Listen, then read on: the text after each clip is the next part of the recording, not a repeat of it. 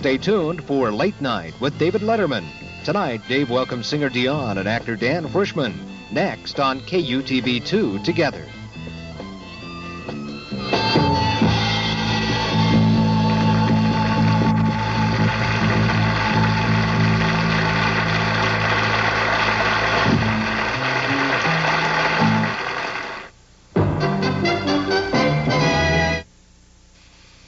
Just keep the head down and follow through. Oh.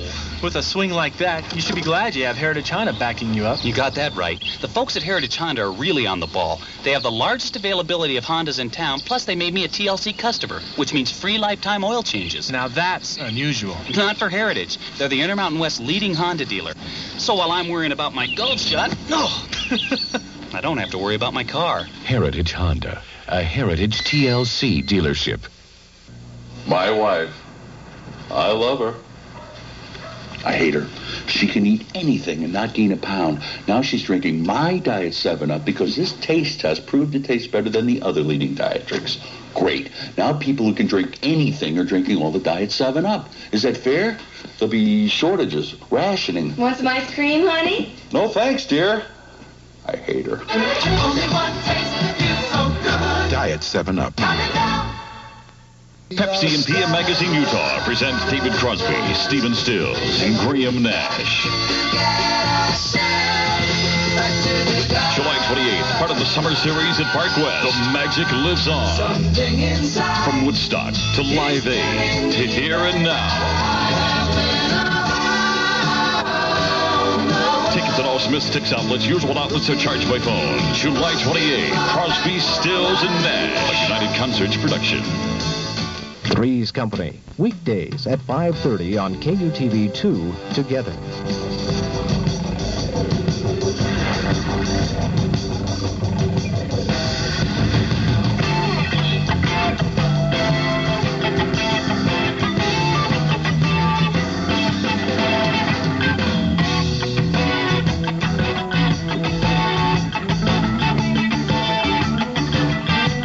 From New York, where we never had this kind of strike before those GE guys took over, it's Late Night with David Letterman. Tonight, actor-comedian John Miner, actor from Head of the Class, Dan Frischman, and performance artist Pearl Burnett, plus Paul Schaefer and the band. And now, a man who just found out what the NBC nurse is operating camera 2, David Letterman.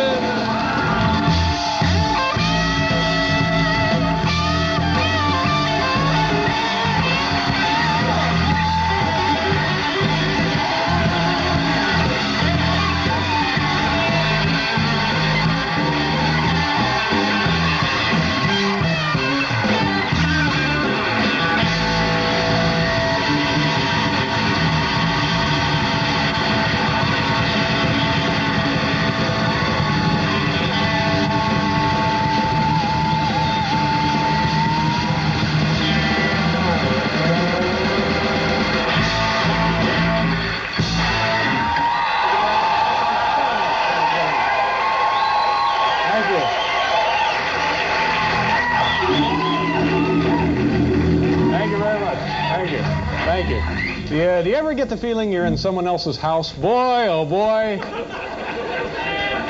Like you showed up for the wrong Thanksgiving celebration, and it's a room full of people you don't recognize, but they're happy to be there, and the food is not too bad. Well,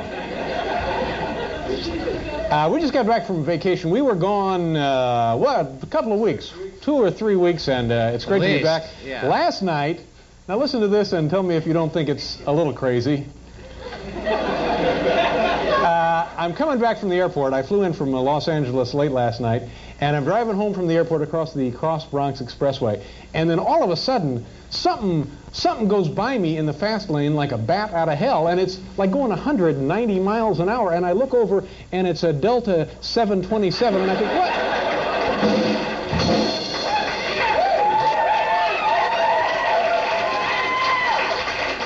what? So now, let me get this straight. These guys, I guess they had 2 of these episodes, but my favorite one, Delta Airlines, it's a flight from Los Angeles to Cincinnati. So they're about 20 seconds off the ground out at LAX over the Pacific Ocean, and a warning light comes on, and inadvertently, the guy running the show turns off both of the engines. You know, like you got a problem with your car, so you pull over to the side of the road.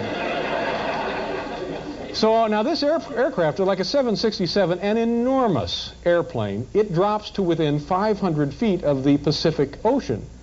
They figure out their mistake, and it's one of those. They correct it, and these two guys, the guys flying it now, decide, we'll just go on to Cincinnati. You know, the people have been alerted to assume the crash position because it could be the last few seconds of their life. These guys say, oh, let's just go to Cincinnati. But, you know, I mean, in defense of the folks at Delta, I'm sure folks on that flight got, like, free peanuts and complimentary cocktails because...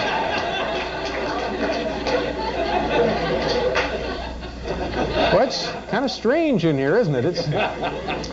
well, let's see. Nope, Kevin, let's go right on to number 3. Thank you very much. Do you know most of these people, Kevin? Right.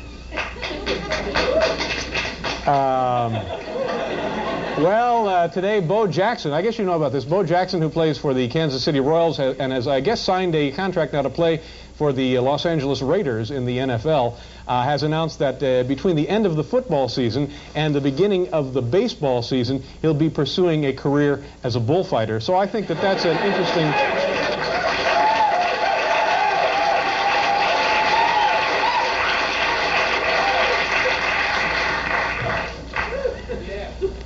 Something different. There's something different in here today, and I can't quite put my finger on it, but you shouldn't be putting your finger on things like that anyway, should you?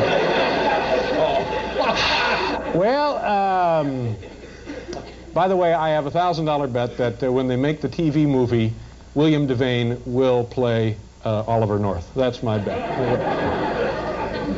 Anyway, today Senator Daniel Inouye summed up the intent of the Contra hearings by saying what they need to answer now are these two questions. They have to find out the answer to two very important questions. One, what did Ronald Reagan know? And two, when did he forget it?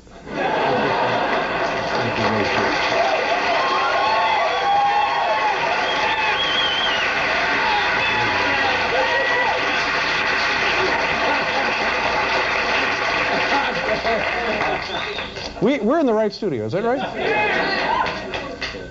Folks, we got a great show. Look at this. John Biner Pearl Burnett, the woman who is a paper manipulator.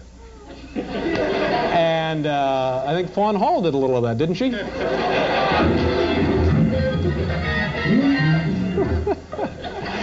And also from head of the class, Dan Frischman. Ladies and gentlemen, say hello to our good friend, Mr. Paul Schaefer. Paul.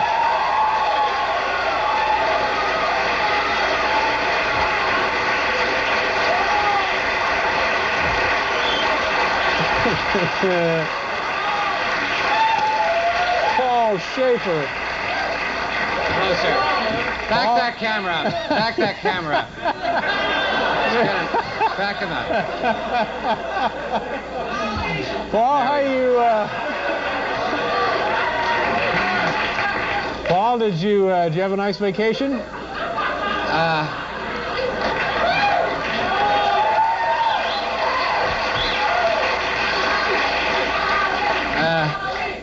Sir, I don't recall the nature of my vacation. And what did you do last night, Paul?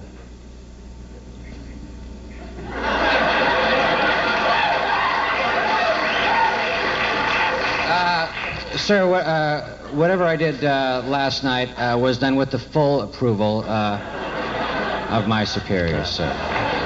How about, it's been very hot here in New York the last couple of weeks. You holding up all right under the heat? So we're lucky enough to live in a country where we're free to turn on the air conditioning. Well, that's certainly true. A better question might be, how have the citizens of Nicaragua been dealing with the heat supplied by the Sandinistas? Okay. With all due respect. All right. Sir. Good enough. Thank you very much. Sir, I'd like to... Yes, Paul. I'd like to move that because of the sensitive nature of the comedy material that we're about to embark upon, that the show enter into executive session at this time and that we turn off the cameras and turn off the lights. Yeah, that may not be a bad idea, come to think of it. Maybe turn them off now. Oh, gosh. But go ahead, sir. You know what's happened here, if you're not aware of this, let me just try and fill you in. There is a union which is comprised of men and women here at NBC, and I guess all of the networks who handle all of the technical equipment, and I guess also they are responsible for writing the news and things like that. It's NABIT. And they're on strike for the last couple of weeks, and as a result, the people who normally would be in the studio tonight and have been with us for about 5.5 years, operating the cameras, operating the lights, operating the microphones, and operating the videotape equipment, and in there in the video control room, all of those people, skilled professional technicians, many of them who have worked for NBC for 20, 30 years, am I right? And have grown to be good friends with all of us here, and we certainly have appreciated every contribution they've made to the program. Well, to make a long story short, if it's not too late for that, those fine folks are not here tonight because of this dispute with General Electric. As a result, we have, I think, operating the equipment tonight, members of a National Guard unit. But I'm not certain they're men and women who work here at NBC in other capacities and have only a brief period of time to familiarize themselves with the intricate nature of this equipment, and as a result you see things like a camera wandering through there. But that was such a strong piece of comedy, Paul. I know. That even the errant camera was not enough to derail it, don't you think? Well, there you go. Well, I think it was the performance, too. Yeah. So anyway, our hope is that our regular crew will come back and work with us as soon as they possibly can, and in the meantime we have these new friends that we'll be getting to know just as well. It's like in high school when you would have a substitute teacher. That's exactly what it's like. Right, and at the end of the day they would be found murdered in the trunk of their car. So if things are a little more rough than they normally are, I know that may be difficult to gauge on this program, but so anyway, with that in mind, once again, all the best to our good friends who are not with us tonight, and I hope things are resolved as quickly as possible. Let's test out some.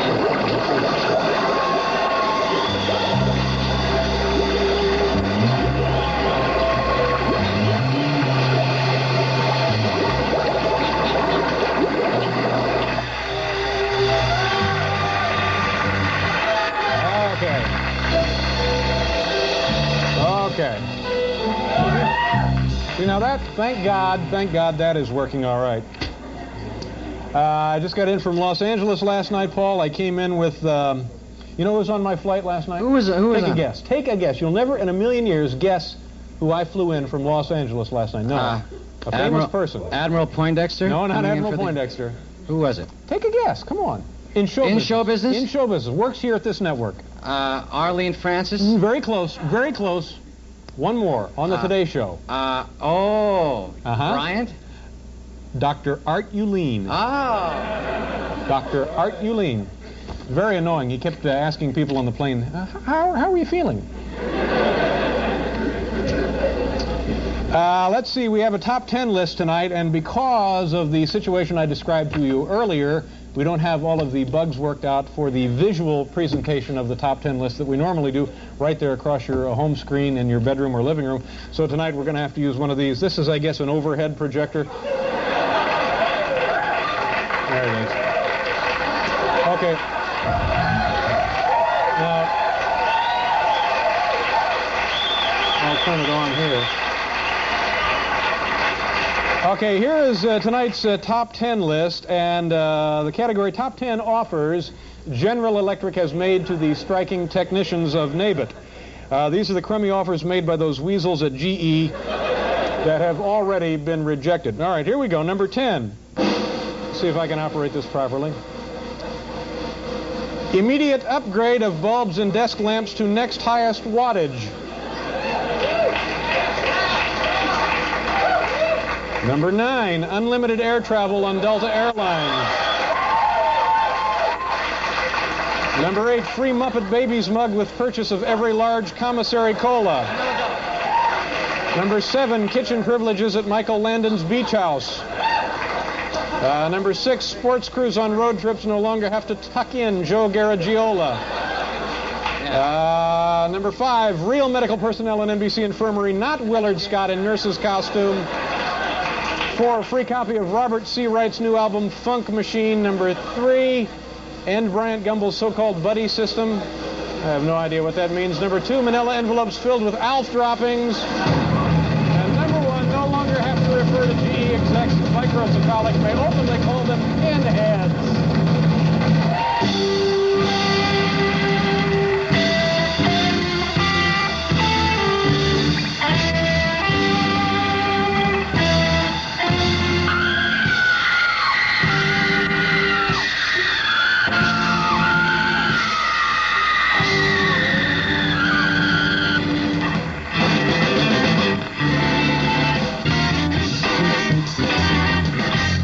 Okay, all right, so we got through that. Maybe by tomorrow night we'll be able to use the actual equipment. But you don't want to rush. You don't want to rush into these things. Give everybody a chance to kind of get the feel of the show. Settled into the show, Yeah, exactly. Yes. Perfect, Paul. Once again, you have articulated it excellently. Thank you very much. Yeah. So we're going to give our new friends... That's right. Yeah, think of them as our new friends here at NBC. One day to get into the show, and then after that... That's right. This is their grace period. and then we're all screwed. Okay. What are we doing? Huh? We'll do a commercial. All right, we have a good show here. John Viner is here. Oh, I told you all who's here, so we'll be back in a minute. Come on back.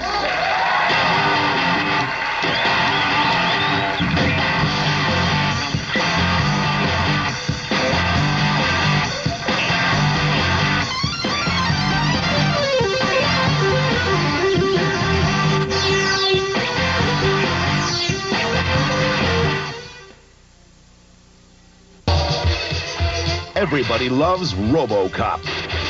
He's a stainless steel, unstoppable Clint Eastwood. I really love that guy. RoboCop is dead on, both at